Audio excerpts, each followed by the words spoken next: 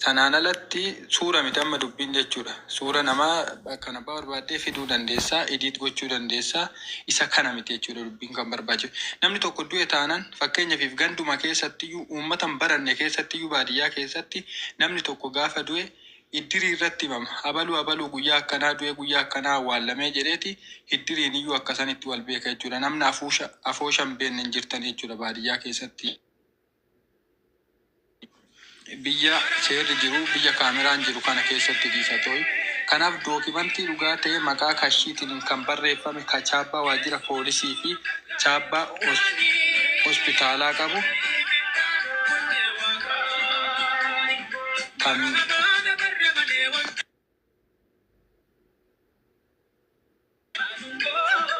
sagaleen ana biraayi. Si biraayi hunde.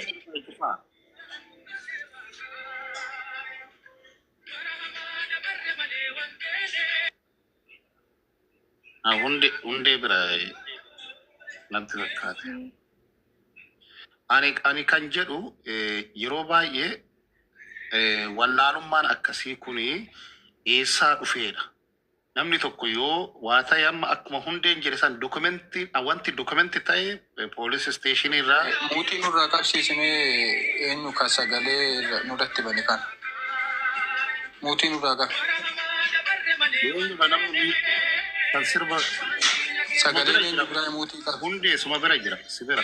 Sifi hunde si bira sagaleen. Qoymu. Hunderat. Suma bira hunde. Muiti sirra kan nama dela.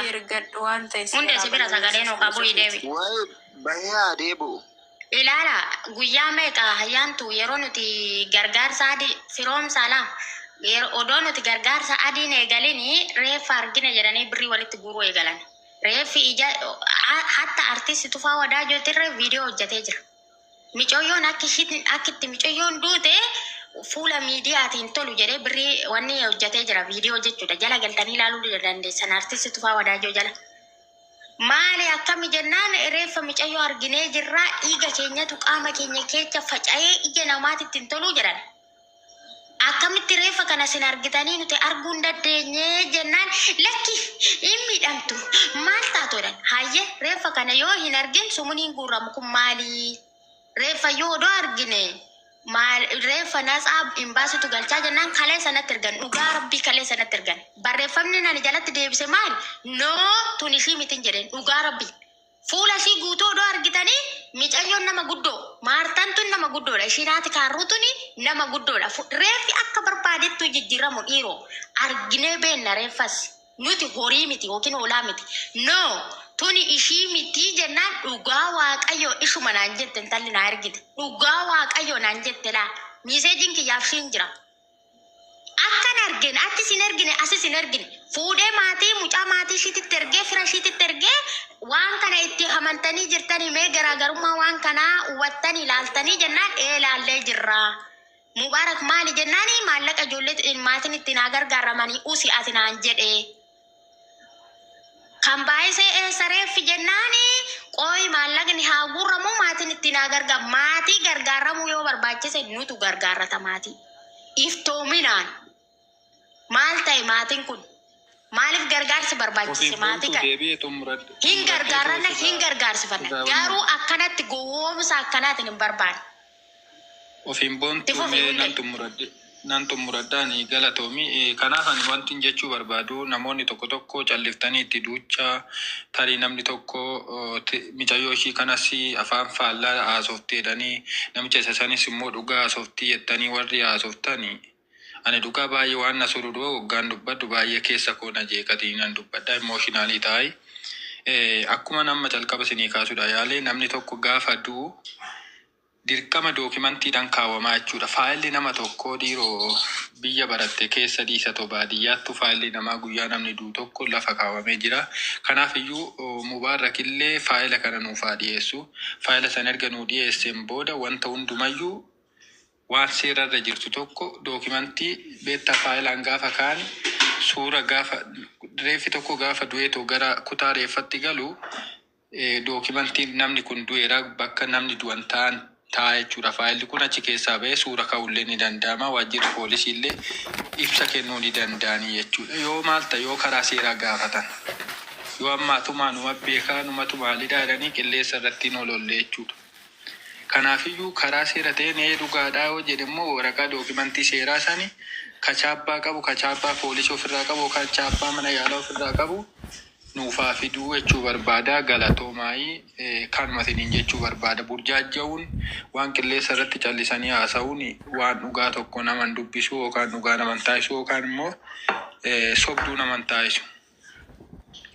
Waan seera waan lafarratti beenu waan ta'eef. Waan amma jetti suni barbaachisaadhaan illee kanan jechaa jira. Gara biraa immoo reef erga biyya galee abbaan ifaati hin wallaalan daa'imuu fi saaxiniin buqqa'ee too abbaan ifaati mirkaneessuu qabu jechuudha. Abbaan ifaati sunuyyuu abbaa ta'uu ragaallee fidanii dhufuu qabu. Yeroo ammaa ani muuxannoon qaba yeroo qabbannee san irratti shira xaxamaa ture dokumentii ishii akkaataa itti awwaalan osoo nutti hin kennin ammallee kuni ta'uu qaba. Waan ati jette kun sirriidha. Abbaa fi haati ilmoo ofii hin wallaalan.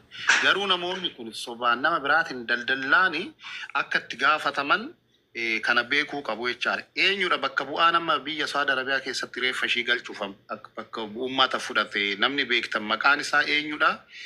Namni sun dokumentii kana dhiyeessuu qabu. Eenyudha ofiin boontu kan namni bakka bu'ummaa fudhate an beektan as keessaa dubbadhaa.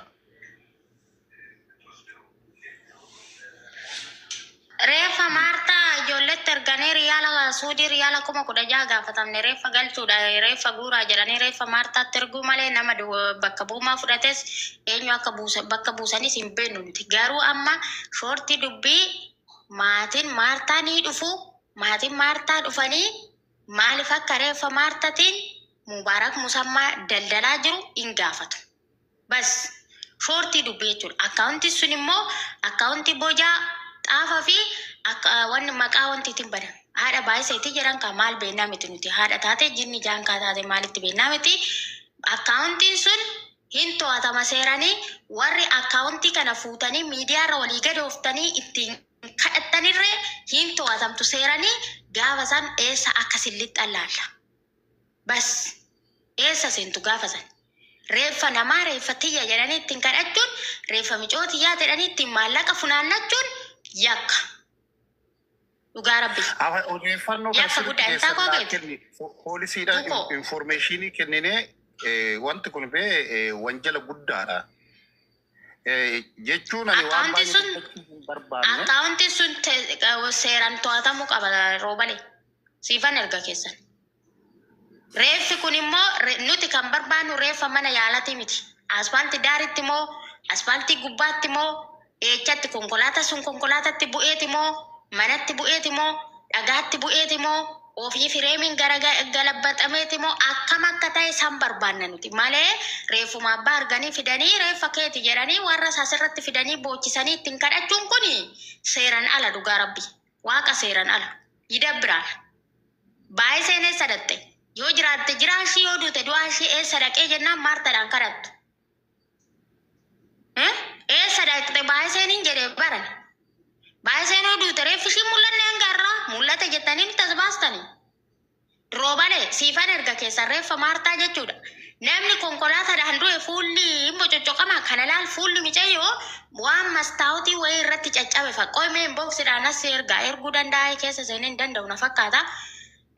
Inboksiidhaan hoos ergee laalte roobalee ani kaleessa akkan argenan kuni balaa konkolaataatis akkan taane micoon tunis Maartaan ishiin jedhamtu tuni erganani asirratti baasee micoon tuni ishii miti erganani jedhee micoo wayii dhuftee Beeruutitti naannoo tokkotti safara ishiin itti duute hunda maqaa dhoofte micoon sun. Maatii ishii hunda irrafti qaama Beeruuti jirti.